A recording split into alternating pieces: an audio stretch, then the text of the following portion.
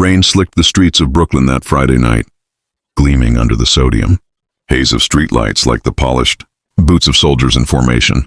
At the corner of Huron Street stood a bar called the Widow's Wake, a dim, quiet place with rusted signage, faded paint, and the unmistakable air of old battles fought and half forgotten. To the passerby, it looked like a worn-down watering hole clinging to life. But inside, the smell of aged wood, bourbon, and sweat clung like secrets.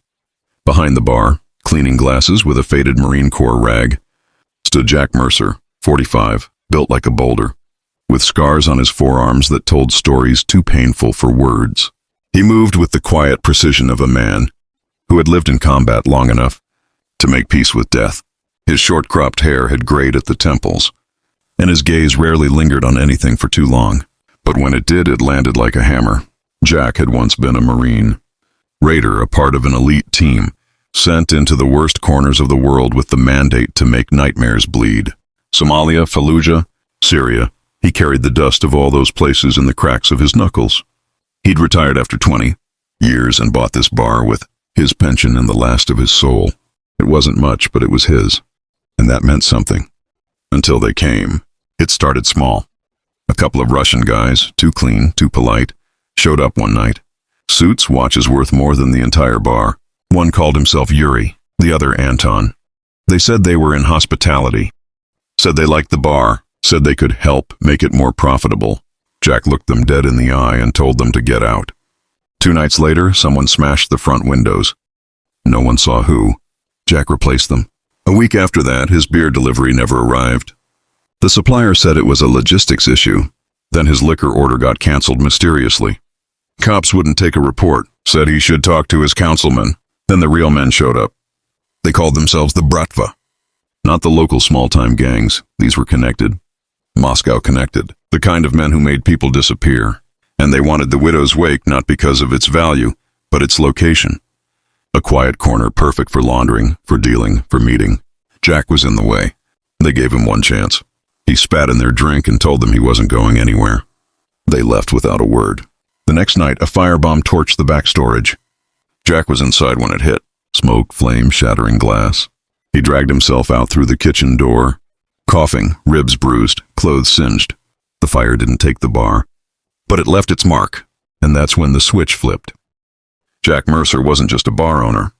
He was the last of a breed, men forged in war, built to endure pain most couldn't imagine. He hadn't survived Iraq, hadn't lost men in Kandahar, hadn't pulled trigger after trigger for 2 decades, to be chased out of his own life by a bunch of flashy thugs in leather jackets and gold chains. He started preparing. He bought an old reinforced safe and mounted it in the back room. Inside, he placed a few items. His father's .45, the K-bar he wore on every mission, and an old Ziploc bag filled with pain pills and gauze. He cleaned the bar, fixed the broken wood, rewired the lighting, but he also installed a second set of locks on the doors.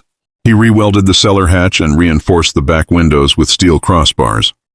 He didn't tell anyone what he was doing, but he knew they'd be back. And they came, like termites. First, it was random drunks harassing patrons, knocking over stools. Then his 2 part-time bartenders quit after someone followed them home. Business dried up. Locals stopped coming. Fear settled into the walls like mold. Jack stood behind the bar every night, waiting. One Tuesday in late October, they came with papers. Yuri, smiling, a signed document. They claimed the bar now had shared ownership through an LLC.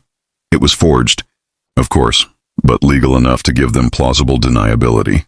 If Jack protested, they'd tie him up in court, then kill him anyway. Yuri leaned in close, his breath reeking of spearmint and menace. You served your country. Now serve your future. Let us take care of this place, da? Jack didn't answer. Just watched him leave. 3 nights later, they came in force. 6 men armed. Not obvious, no shotguns or rifles, but Jack had trained killers before. He could see the way they moved, the subtle angles, the finger twitches near their waistbands. This wasn't a warning. This was a takeover. Yuri sat at the end of the bar, lit a cigarette, nodded toward Jack. It's done. You leave now, or you leave in pieces. Jack said nothing. Reached under the bar. Everyone tensed. But he only brought out a bottle. Poured 2 glasses, slid one toward Yuri.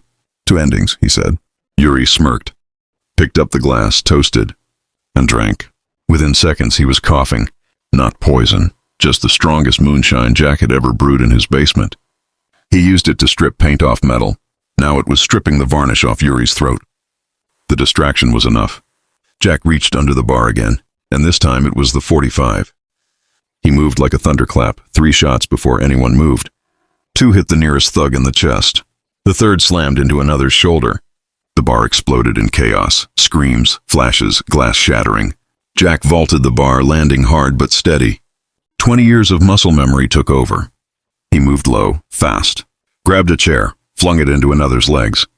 Shot a 4th man in the thigh as he drew. The 5th got close enough to swing a knife. Jack ducked, grabbed his arm, twisted until he heard the crunch. Slammed his head into the bar rail. Yuri scrambled for a gun. Jack kicked it away. Stomped on his hand. Then silence. Bodies groaned. Blood pooled. Jack stood, chest heaving. Sweat dripping. The bar flickering in emergency light. Only one man conscious, Yuri, trembling. Jack knelt beside him. "You think I fought in Hellman just to let you punks take this place?" He whispered. "You think the men I buried over there would let me walk away?" Yuri spat blood. "You're dead. You know that." Jack smiled faintly. "Then I'll go down standing." That night, he dragged the bodies into the alley. Called a contact from his raider days, now with Homeland. Told him everything. Within hours, a black SUV picked up the evidence. Quietly. No paperwork. Just favors owed. The bar was closed for a week, then reopened. New windows, new paint. The flag of the United States Marine Corps now hung above the bar, and a sign outside. No mob, no fear, no surrender. They never came back. Jack never stopped watching the door. But he knew one thing deep in his bones. He'd already faced death more times than any of them ever would. And when the war came to his doorstep, he didn't run. He poured a drink, stared it down, and made it bleed.